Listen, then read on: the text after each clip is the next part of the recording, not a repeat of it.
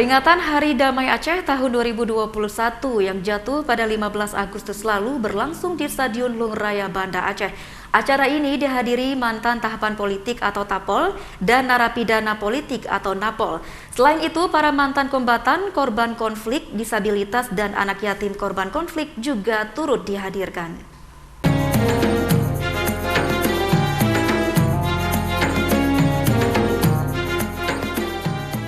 Peringatan Hari Damai Aceh tahun ini tetap diperingati meski dalam nuansa pandemi. Acara yang berlangsung dengan menerapkan protokol kesehatan ini berjalan dengan baik dan khidmat.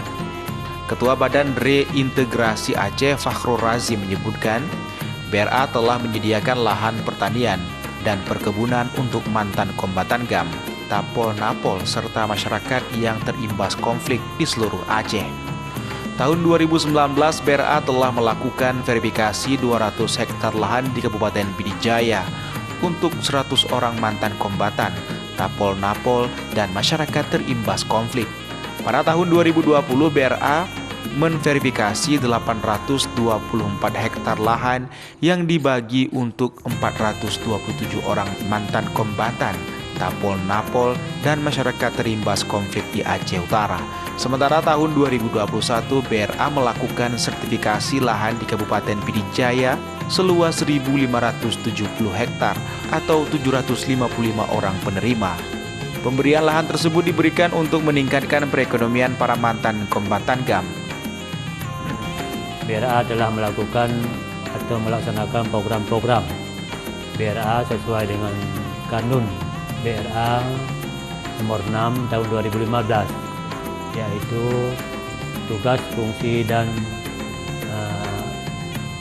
kewenangan BRA, diantaranya melaksanakan poin 325 MOU tentang penyediaan lahan pertanian untuk mantan kombatan GAM, TAPOL, NAPOL, dan masyarakat imbas konflik.